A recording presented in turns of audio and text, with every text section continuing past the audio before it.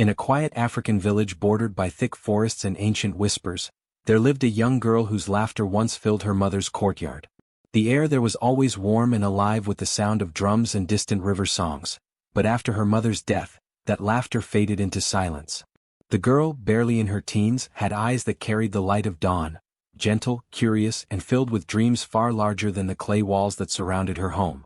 Her stepmother, who had entered the family under the pretense of love, turned that home into a place of shadows. What once smelled of millet porridge and blossoms now reeked of bitterness and smoke.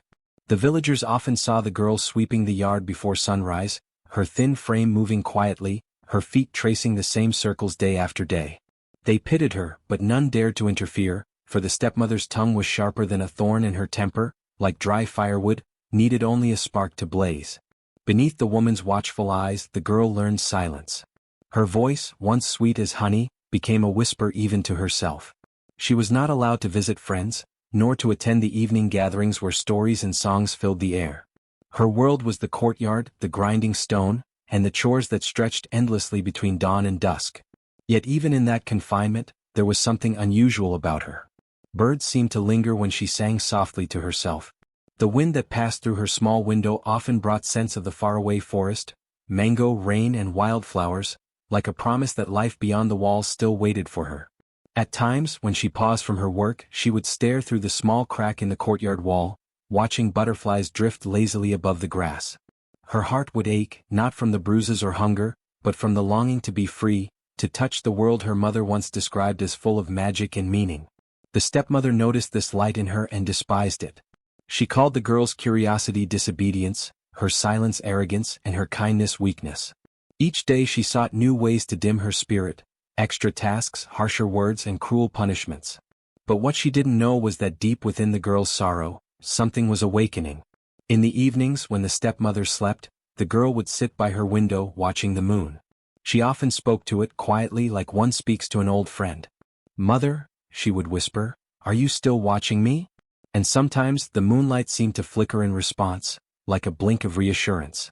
The wind carried her voice into the trees, and though she didn't know it yet, something ancient was listening, something that had not forgotten her mother's bloodline nor the power hidden in her heart. As the seasons shifted and the rains gave way to the dry winds, the stepmother's heart grew darker. What began as irritation toward the young girl slowly transformed into a deep, consuming jealousy that gnawed at her each passing day. She could not understand why villagers, even in whispers, spoke kindly of the girl, their tone filled with quiet admiration. "She moves like her mother," some said, or, "there's something in her eyes, like she carries the forest's secrets." Such words pricked the stepmother's pride like thorns. Every morning, as she watched the girl sweep the courtyard, her resentment deepened. The girl's movements were graceful, unhurried, as if guided by an inner peace that the stepmother herself had long lost. Even covered in ash and sweat, the girl's presence seemed to soften the air. Her beauty was not loud or adorned, it was the kind that lived in stillness, an unearthly calm that unsettled those who could not understand it. Rumors began to take shape in the market square. Women gossiping near the wells claimed that strange things happened around the girl.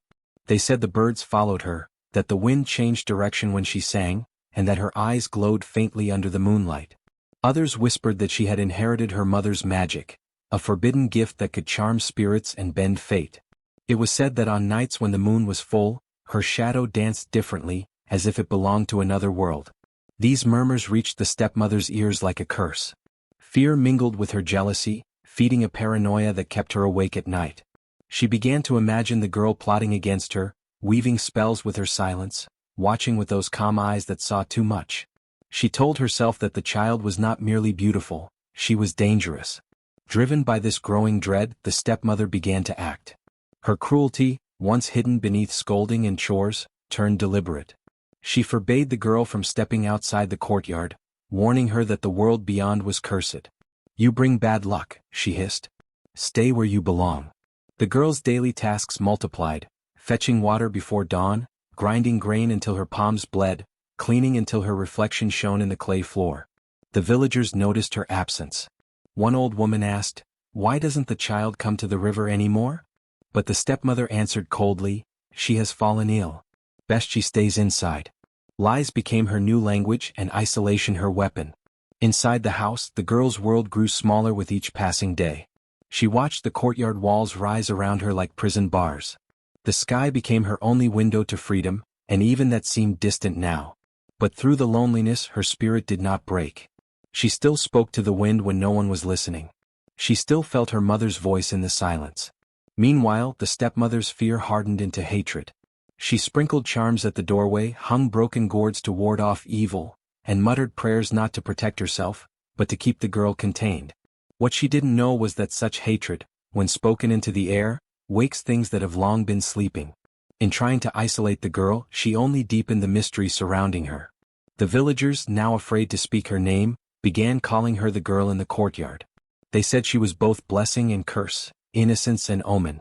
And from that name, the story of her sorrow, and her power, began to spread beyond the walls that tried to contain her. It happened on a morning when the air felt unnaturally still, the kind of morning when even the birds refused to sing. The stepmother had risen before dawn, her eyes burning with a decision that had been haunting her for weeks. She had convinced herself that the girl's very presence brought misfortune. Milk souring, pots cracking, shadows moving on their own.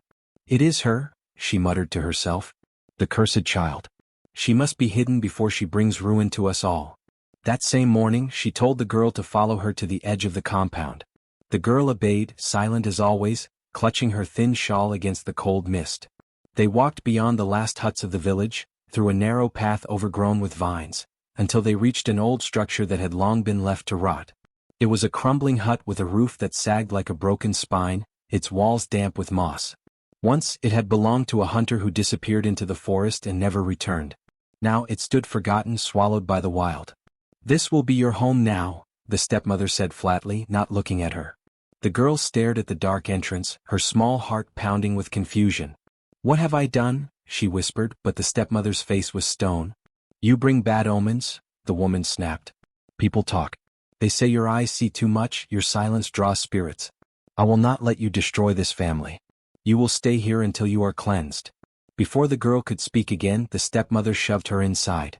The air was thick and cold, filled with the scent of earth and mildew. A single shaft of light pierced through a hole in the roof, illuminating dust that floated like lost souls. Then the door slammed shut, and the sound of a heavy wooden bar slid across it from the outside. The girl was locked away. At first she pounded on the door, crying out for mercy. But no one came.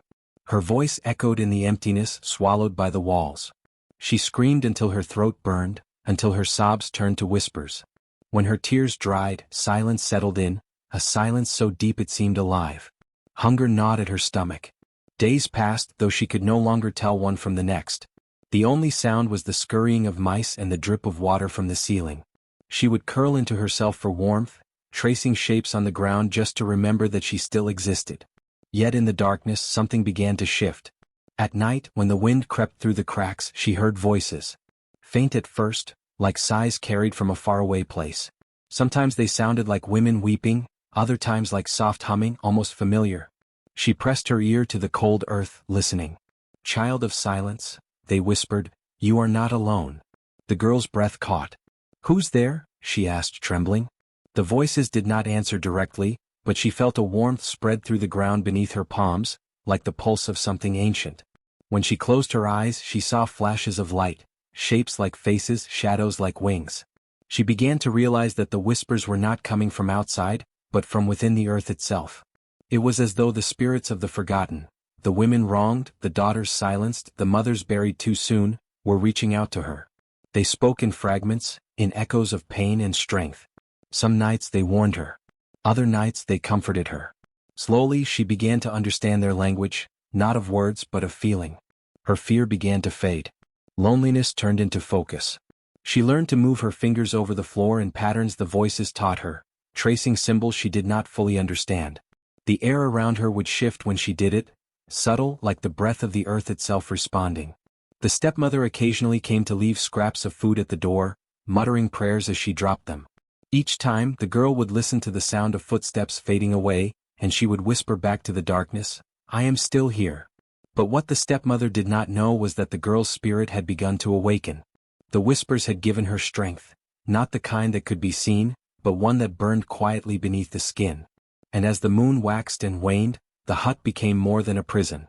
It became a cocoon, a place where the girl's sorrow and the spirit's murmurs intertwined. Something powerful was being born in that silence. Something that the stepmother, in her blindness, had unknowingly unleashed. The nights in the abandoned hut grew longer, the air thicker with whispers that seemed to hum through the very soil.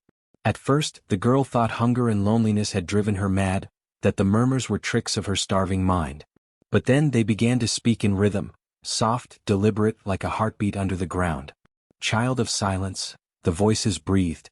Do not fear the dark. The dark remembers you. The words curled around her like smoke. She pressed her back against the cold wall, staring into the blackness where the light never reached. The voice was neither man nor woman, neither young nor old. It came from everywhere at once, from the roof, the floor, the air. The girl's heart raced, but her body did not move. Something deep inside her told her not to run. She whispered back, her voice trembling. Who are you? The darkness pulsed like the world itself was breathing. Then came a sound, gentle like fabric moving underwater. And from that shadowed space she began to see faint lights flicker, shapes like faces forming and vanishing again. Some smiled sadly, others wept. We are the ones buried without names, one voice said. The ones whose cries were swallowed by earth and silence. You are not the first to be locked away. But you listen. The girl's hands trembled as she touched the dirt floor. What do you want from me? To remember, they said. To see. That night, she dreamed vividly for the first time since being locked away. In her dream, she stood in the middle of a wide river at night, the water glowing like liquid moonlight. All around her were women with faces hidden behind veils of mist. They reached out, touching her hair, her shoulders, her hands. Their touch was neither cold nor warm, it was like touching wind. One stepped forward and placed a hand over the girl's heart. They called us cursed, the woman whispered. But our power was only what they feared. When she awoke, her body still felt the touch, and her chest glowed faintly where the woman's hand had been. The whispers continued when she opened her eyes. They taught her things, how to listen to the wind's direction and know if someone was approaching, how to hum in a way that made insects still their movement, how to press her palm to the ground and feel vibrations like footsteps far away. Her fear faded into curiosity. The darkness that once terrified her became a companion. She began to speak to it daily, sometimes asking questions about her dead mother or the strange dreams that returned night after night. The spirits never lied, but their answers came in riddles. One night, as rain drummed against the roof, she whispered, "Why do you help me?" The voices answered softly, "Because you will do what we could not. You will walk free and the earth will tremble when you speak." A shiver ran through her. She didn't yet understand what that meant, but something inside her, something ancient and restless, stirred awake. She began tracing the strange patterns again on the floor, guided by instinct. Each mark made the air ripple faintly, like invisible threads connecting her to something vast and unseen. When she closed her eyes, she could see the village, the stepmother cooking by the fire, the villagers gossiping, the moon hanging over the river. The world no longer felt distant. It was as if she had learned to look through the skin of reality itself. The spirits hummed louder now, teaching her secrets that no human tongue had spoken for generations. She learned to recognize the breath of the forest spirits, to call the wind by its hidden name.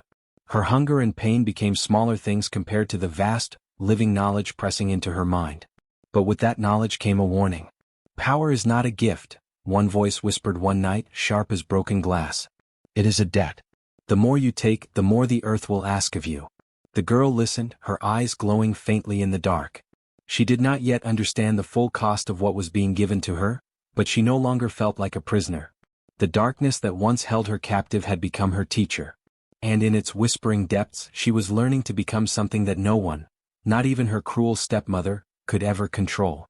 It began on a night when the wind fell silent and even the insects refused to sing.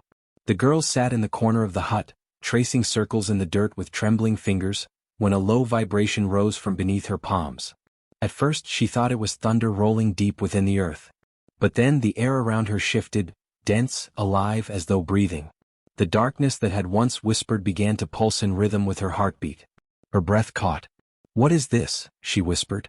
And the voices answered, layered and soft like the rustle of leaves in rain. "It is what has always slept within you. The secret your blood remembers." Her eyes widened. "My blood?" "Yes," the spirits breathed. "You come from a line of those who spoke to the unseen, who shaped the world with words. They buried that truth when fear ruled hearts. But in your silence, you have awakened it again." A faint shimmer ran across her hands, like moonlight on water. The ground around her darkened, not from shadow but from something deeper, older, that bent the light itself. When she lifted her hand, the shadow followed, rising like smoke. She gasped and dropped it, and it scattered into black mist. But when she tried again, it moved with her, obedient, alive. Her heart pounded. She could control it. For days she experimented in silence, learning through instinct. The shadows obeyed her gestures, curling and shifting as if eager to please. Sometimes they shaped into animals, birds, snakes, a lion crouching low beside her, and then faded away. Other times they took on the faint outline of people, faces she recognized from her dreams, women who had spoken to her in the river of light. The girl realized this was no curse.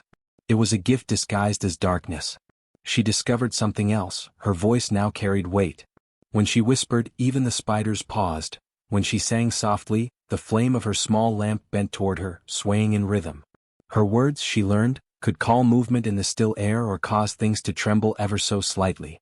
But one evening, when despair and anger overwhelmed her, she murmured her stepmother's name, and the sound cracked the air like a whip. The roof timbers groaned. Dust fell from above. She froze. Had she imagined it? Or had her words truly touched the world beyond these walls? That night, she dreamed again of the veiled women at the glowing river. But this time they looked afraid. One stepped forward, her face solemn. "Child," she warned, "every word is a thread. Pull it carelessly, and you unravel what holds the world together." When the girl awoke, her heart pounded with fear and awe. The voices in the hut were quieter now, as if watching to see what she would do next. She felt their tension, their waiting. Days passed and her control grew. She learned to make shadows gather beneath the cracks of the door so no light escaped. She learned that a single whisper could summon wind or still it. She learned that if she spoke truth with enough conviction, even lies around her began to falter. But the more she practiced, the more she felt something changing inside. Her reflection in the small bowl of water no longer looked entirely like her own. Her eyes glimmered faintly in the dark, and her voice carried an echo that frightened her. She began to understand why her stepmother feared her. The whispers had been right. She was unnatural, not in the way the villagers meant, but in the way fire is unnatural to dry grass. Too powerful, too unpredictable, too alive. One evening, she whispered to the darkness, "Why give me this if it only brings fear?" The voices replied, "Because fear guards truth. And only those who survive fear can hold power without destroying themselves." She pressed her hand against her chest, feeling the faint pulse of energy there, warm, rhythmic, like another heart beating inside her own. She didn't know what this power truly was or why it had chosen her, but she sensed it was not meant for cruelty. It was justice waiting to be called. When she spoke now, her tone carried both the softness of a girl and the calm of something ancient.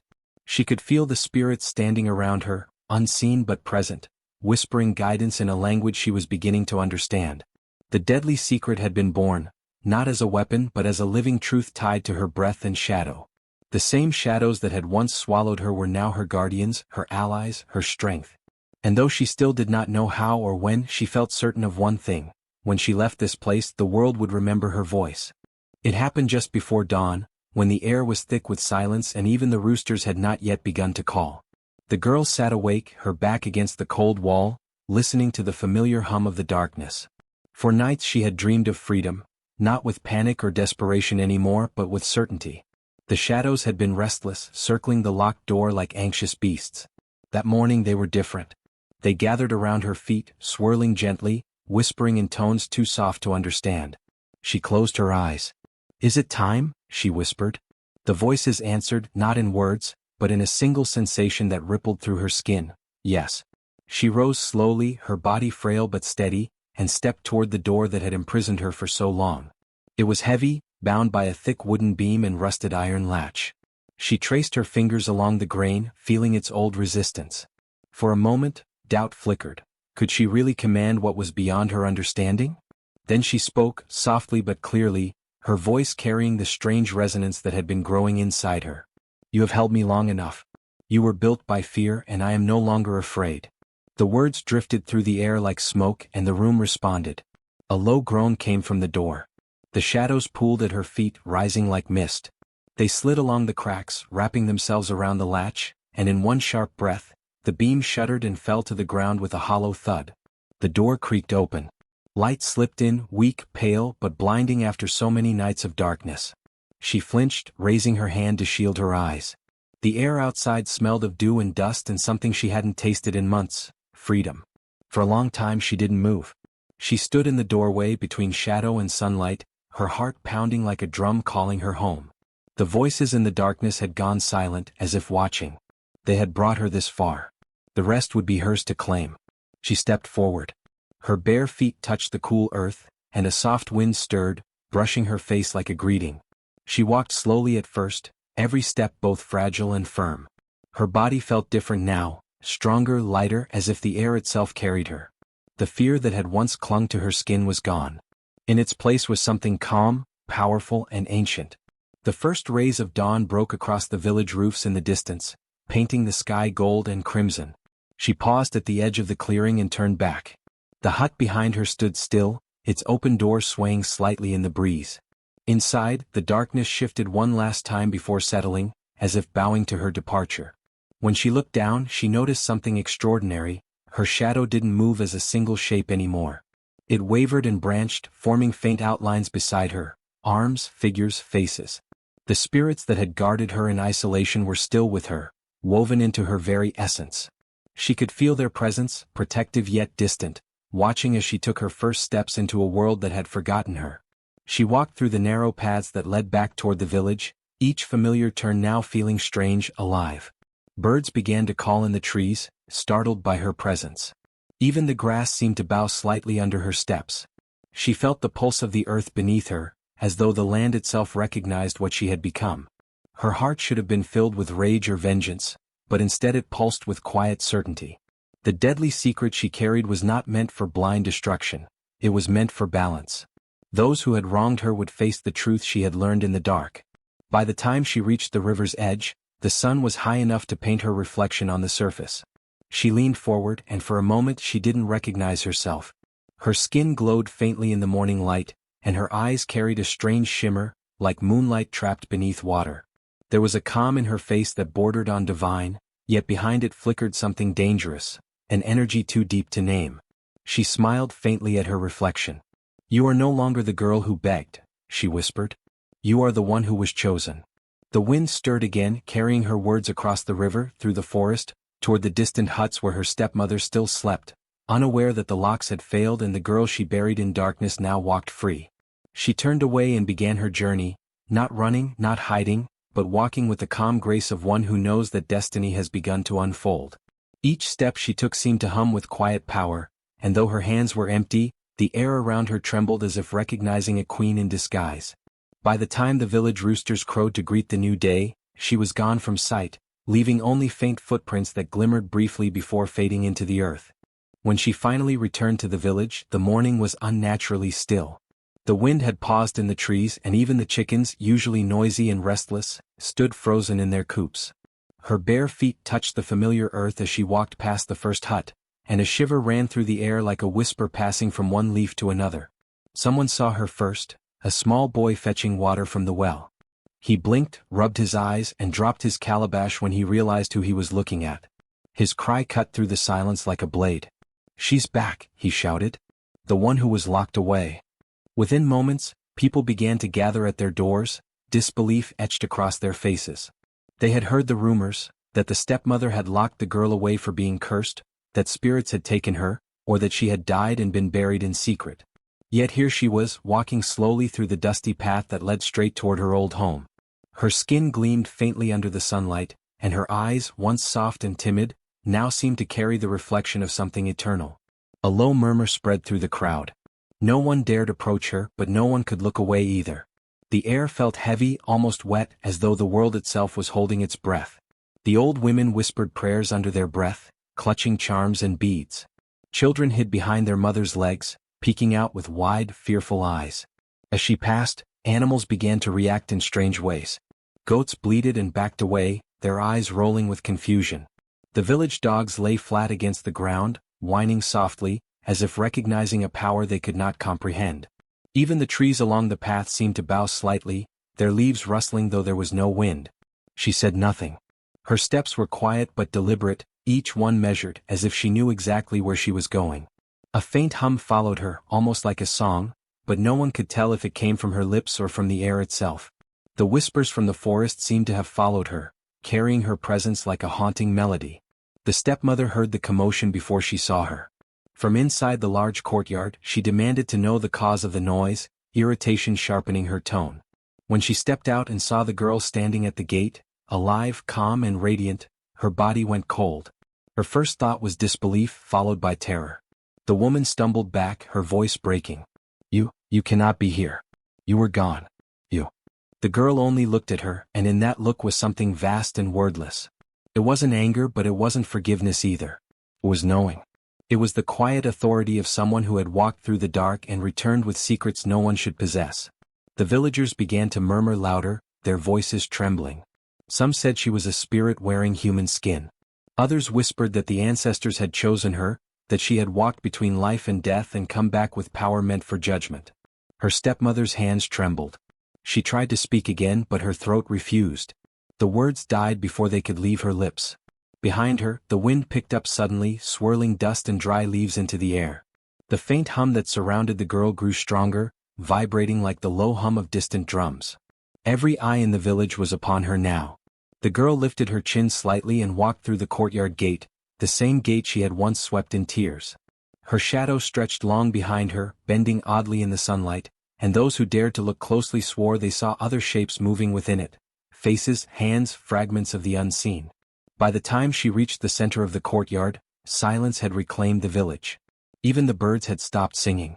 Only one truth remained in the air, heavy and undeniable. She had returned, not as the girl who was imprisoned, but as something the world could no longer control. Night fell heavy on the village when she returned, her figure framed by the last ember of sunset. The villagers whispered from behind their doors, unsure whether to call her blessed or cursed. The girl's eyes held a calmness too deep for one who had been locked away for so long. Her stepmother trembled when she saw her, not out of guilt alone, but out of a primal fear that only those who have sinned against innocence truly understand. There was something in the girl's presence that silenced even the insects. The wind itself seemed to pause, waiting for her next breath. That night the air in the village grew thick. Goats bleated and broke their ropes, dogs whimpered, and old women muttered prayers under their breath. The stepmother tried to go about her evening as if nothing had changed, but every flicker of the fire seemed to cast the girl's shadow upon her walls, long, stretching, and alive. She tried to convince herself it was just guilt haunting her, but when she looked into the flame, she saw the girl's eyes staring back. The villagers began to notice strange things. The river that had once sung softly now murmured her name. Children said they saw her reflection in the water even when she wasn't there. The stepmother heard whispers around her hut, voices that carried her own lies back to her. At first she thought it was her mind unraveling, but then one evening when she stepped outside she saw footprints in the dust that led straight to her, wet footprints as though someone had walked through the river and into her yard. She tried to seek help from the elders, but even they avoided her gaze. They said, "You brought this upon yourself. You locked away what should never have been hidden." Desperate, she returned to her hut, only to find the girl waiting there, sitting in the dark, humming softly, the same lullaby her late mother used to sing. The stepmother's voice quivered. How did you get in?" The girl smiled faintly. "You locked me away to silence what you feared. But secrets grow louder in the dark." The stepmother's breath caught in her throat. She stepped back, but the shadows on the walls shifted with her movement, following her like living things. The girl stood, her expression still serene, but her presence filled the small room until the air seemed to hum. "When you shut me away," the girl continued, the darkness spoke. "It told me what you did. It told me what you hid." Outside, the wind rose, carrying whispers that no one could quite understand. The stepmother tried to flee, but each step she took was mirrored by another sound, a soft, barefooted tread behind her. She turned sharply and for a moment, saw her own shadow twist and break apart, forming shapes that were not her own. The girl's eyes glowed faintly in the dim light. "You called me cursed," she said softly. "But it was you who cursed this house. Every lie, every cruelty, they became part of the walls. They remembered." Suddenly, the fire in the hearth extinguished, plunging the hut into darkness. The only light came from her, a faint, eerie glow that pulsed like a heartbeat. The stepmother screamed and stumbled back, but her feet sank into the floor as though the ground itself had softened. The air filled with murmurs, hundreds of tiny voices, all whispering the same thing. "She remembers. By dawn, the stepmother's hut stood silent. The villagers gathered, but no one dared step inside. Only the girl walked out, calm as ever, carrying a small clay pot in her hands. She placed it by the river where the water met the earth, and whispered something the wind carried away. Some said she had trapped her stepmother's soul within that pot. Others said she had freed something far older. No one knew the truth, only that from that day on, whenever someone lied or harmed another unjustly, the river's surface rippled, as if something unseen stirred beneath it, listening. And the girl? She disappeared into the forest one morning, her hair glinting in the dawn light, her figure swallowed by mist. Some claimed she became a spirit herself, the guardian of hidden truths. Others whispered that she still lived among them in the shape of a shadow, watching, waiting, carrying the deadly secret that once grew in darkness but now ruled the night. The morning after the long night of whispers, the village awoke to a strange stillness. No birds sang. No roosters crowed. Even the wind refused to pass through the trees. The world seemed to be holding its breath. At the center of that silence was the stepmother's hut, door open, smoke curling faintly from the dying fire inside. No one dared to step closer. It was as if the earth itself warned them to stay away. But the girl did not hide. She stood by the riverbank, her feet bare, her eyes distant. The water shimmered as though responding to her unspoken thoughts. When the elders finally gathered their courage, they entered the hut. Inside, the stepmother was on her knees, trembling, her eyes hollow and unfocused. She was whispering to herself over and over, "The truth won't stop talking, it won't stop." Her hands were covered in soil, as though she had tried to bury something during the night. Around her, strange symbols had formed in the dust, swirling shapes that pulsed faintly, vanishing whenever someone tried to look directly at them. The girl came to the doorway, calm and silent. The elders turned to her, uncertain whether to fear or revere her. One of them, the oldest man in the village, spoke softly. "Child, what have you done?" Her voice was quiet, almost tender. "Nothing. I only listened." That simple answer carried weight. The villagers looked between the two women, one serene, one broken, and they began to understand that what was happening was not vengeance. It was revelation. The lies that had poisoned the home, the jealousy that had burned the heart of a woman, were surfacing, unhidden at last. Truth was the punishment, and it came not from the girl, but from the balance of the world itself. The stepmother's eyes darted wildly. She brought the darkness. She made the walls speak. But when she pointed at the girl, her hand began to tremble uncontrollably. The same hand that had locked the door, the same fingers that had turned the key, now they curled inward as though remembering the cruelty they had committed. The stepmother fell forward, clutching her wrist, crying out as though invisible vines bound her. The villagers stepped back, murmuring prayers. The girl, still unmoving, whispered, "You feared me because I was my mother's child. You said I carried her spirit. You were right, she never left." At that, the wind rose, a sudden gust carrying with it the scent of rain and earth. The river stirred, rippling as though something beneath its surface had awakened. The elders and villagers could only watch as the stepmother's cries faded into quiet sobs. Her body seemed to shrink, her strength melting away until she knelt, weak and shaking, in the center of the hut. The girl approached her, each step measured and deliberate. She knelt beside the woman who had once ruled her life with cruelty and fear. The stepmother's eyes met hers, eyes full of desperation, guilt, and a dawning understanding that no plea could undo what she had done. The girl reached out, not with anger but with the gentlest touch. "I don't want you to suffer," she said softly. "But the truth must stay. It's the only thing strong enough to heal this place." The stepmother wept, clutching the ground. "Please, take it back. Make the whispers stop." The girl shook her head. "I can't. They belong to the world now. To every woman silenced. To every secret buried. They're not mine anymore." At those words, a low rumble echoed across the village. The earth trembled, not with violence but with recognition. The villagers ran outside, watching in awe as the sky darkened for a brief moment, clouds forming a perfect ring above the forest, sunlight piercing through the center like an eye. The river swelled, water spilling gently over its banks, washing across the earth before receding again, clean and still. When the villagers returned their gaze to the hut, the stepmother was lying motionless, her head bowed. She was not dead, but her voice was gone. She opened her mouth to speak, but no sound came. The girl looked down at her with quiet understanding. "Now you'll listen," she said. "Just as I once did." From that day the stepmother lived in silence. She spent her days near the river, drawing patterns in the mud, her eyes distant, her hands trembling whenever the wind carried the sound of water. The villagers avoided her, not out of hatred, but out of fear of what truth might still cling to her soul. Some said she could still hear the whispers, the voices of the wronged, the echoes of the girl's secret, murmuring through the reeds each night. As for the girl, she walked into the forest once more. The elders called after her, asking her to stay, to use her gift for the village's good. But she only smiled and said, "The truth doesn't belong to me. It belongs to the earth.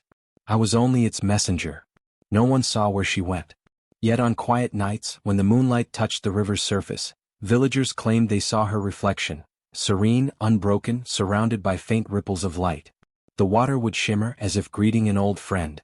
And sometimes when someone in the village spoke a lie, the river would stir just once, a single ripple spreading outward. Justice, they said, had taken root in the soil, silent, unseen, but ever watchful. The girl never sought revenge, yet fate itself had risen in her defense. The truth had done what no blade or curse could ever do, it restored balance. And though the stepmother lived on, her silence became the village's reminder that cruelty cannot be buried, and innocence, when wronged, always finds a voice, even if it must speak through the earth itself. The morning after the reckoning, mist clung low to the earth, wrapping the village in a shroud of pale silence. The air was heavy with awe and unease, no one dared to speak her name aloud. The girl who had returned from darkness, the girl who had made truth rise from the dust like smoke, was nowhere to be found. Her hut stood open, untouched, her woven mat neatly folded, her few possessions left behind. Only a faint scent of river lilies lingered, a fragrance that no one could explain. The villagers whispered that she had gone to the river again, the place where everything had begun and ended. Some claimed to have seen her standing on the bank at dawn, her reflection rippling beside her. Two figures, one flesh, one shadow. Others swore the water itself parted around her feet, as though bowing in recognition. But when they went to look, there were only footprints in the mud, leading toward the forest, and then stopping abruptly, as if she had stepped into thin air. The elders gathered to discuss what had happened. Some believed she had been taken by the spirits, her soul claimed as a reward for her endurance and purity. Others thought she had chosen to leave, to live where no cruelty could reach her again. But the old priestess of the shrine, who had seen many strange things in her lifetime, shook her head slowly. "No," she said. "She did not leave. She became." Those words spread through the village like wind through tall grass. She became. The people pondered their meaning. The priestess explained that the girl's bond with the unseen world had grown too strong, too sacred to remain bound to mortal flesh. The voices that had once whispered to her in the dark now called her sister. "She walks among them," the priestess said. "Not dead, not gone, just beyond sight." Days passed and strange signs began to appear. When children played by the river, they said the reeds sometimes swayed in rhythm with their laughter. Hunters spoke of hearing soft footsteps behind them, but when they turned, only sunlight filtered through the trees. At night, women who wept alone heard gentle humming outside their windows, a melody both sorrowful and comforting, as if sung by someone who knew every secret hurt they carried. One evening, a young boy ran to the elders claiming he had seen her. He said she appeared by the edge of the forest, clothed in mist, her hair flowing like water. She smiled at him, not with her lips, but with her eyes, eyes that glowed faintly like embers under ash. She whispered, "Tell them I am not gone. I am watching." Then she turned and walked into the trees, fading before his gaze. After that, the villagers stopped speaking of her with fear. Instead, they left small offerings by the river, beads, fruits, carved wooden figures of women with calm faces. Mothers taught their daughters her story, not as a tale of vengeance but of strength. "Remember," they said, "truth walks quietly but it never dies." Seasons changed and life in the village continued. Crops grew again. The river flowed clear and calm. Even the stepmother, who now lived in silence, sometimes looked toward the forest with tears in her eyes. She would place her hands on the ground and whisper words no one could hear. Perhaps she was asking for forgiveness. Perhaps she was just listening, hoping that the whispers would return, if only once more. On moonlit nights, travelers passing through the forest often spoke of strange lights between the trees, soft blue glimmers, moving like willow wisps, forming the outline of a young woman. The air would turn warm, the scent of lilies filling the path, and for a moment all fear would fade. Some said it was her spirit guiding lost souls. Others believed it was her way of reminding the living that justice, once awakened, never truly sleeps. As generations passed, her name became legend, and the forest was renamed Isai's Silence, after the girl who vanished into it. Children were warned not to lie near the river, for the water remembered truth. Women who suffered prayed to her, asking for her courage. And when someone disappeared into the trees and was never seen again, people said softly, "She went to join ESI." No one ever found her body. No grave was marked. Yet her presence lingered, in the rustle of leaves, in the hush before rainfall, in the shimmer of moonlight on still water. The girl who had been locked away had broken every chain, even the one that binds the living to the earth. Some said she became a guardian spirit, a watcher of justice. Others said she was simply free. But all agreed on one truth: the forest had claimed her, and through it she would live forever, unseen, untouched, but always near. Years passed, but the memory of the locked hut refused to fade. It stood at the edge of the village like a scar on the earth, small, crooked, and swallowed by vines. The thatch had rotted away, and its wooden door leaned inward as though ashamed of what it had once held. Children were warned never to go near it, and even the bravest hunters, when passing by at dusk, walked faster and avoided looking too long. It was said that the ground around it never stayed quiet. The wind there did not sound like wind. The elders tried to pretend it was just an old hut, a relic of misfortune, but everyone knew better. At night, strange whispers drifted from within, soft, almost tender at first, like the murmur of a woman comforting a child. But when one listened too long, the words twisted into something else, a warning carried by breathless voices. "Do not harm the innocent," they said. "Do not cage the light." No one knew where the sound came from, yet every villager who heard it swore it carried the same rhythm as the girl's lullabies, the ones she used to hum before she vanished into the forest. On nights when the moon was full, the air near the hut shimmered faintly, as though unseen heat rose from the soil. Some said they saw faint shapes, shadows bending in the doorway like figures waiting for judgment. Dogs refused to bark near it. Goats ran if tied too close. Even the birds avoided its roof, circling wide before perching elsewhere. The old priestess once said that the spirits of the hut were not angry, only watchful, guardians of the truth that had been born there, protecting the world from repeating what had once been done. There was one young man, a woodcutter's son, who did not believe in spirits. One dry season, when firewood was scarce, he dared to go near the hut, axe in hand. "I'll prove it's just a hut," he said, laughing as the villagers begged him to stop. He struck his axe against the old door once, and the wood groaned like a living thing. A gust of cold air burst out, carrying a faint echo of a woman's sigh. The man dropped his axe and ran. That night, fever took him, and he spoke in delirium of a girl standing by his bed, her eyes calm but filled with sorrow. When he recovered, he never returned to that part of the village again. After that, no one tested the curse. The elders declared the area sacred and built a small boundary of stones around it. Offerings of flowers and cowries were left at the edge, not to worship but to show respect. Mothers told their daughters that the hut was not cursed because of evil, but because of truth. "It reminds us," they said, "that cruelty never dies quietly. It stays where it was born to warn those who might repeat it." The hut became part of every story told by firelight.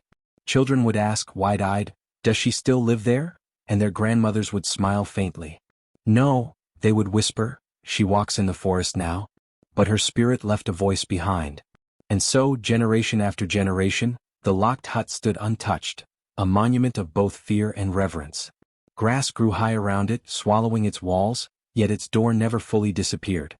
On stormy nights, when thunder rolled and the wind swept through the trees, some villagers swore they heard her voice again, soft and warning, "Remember me.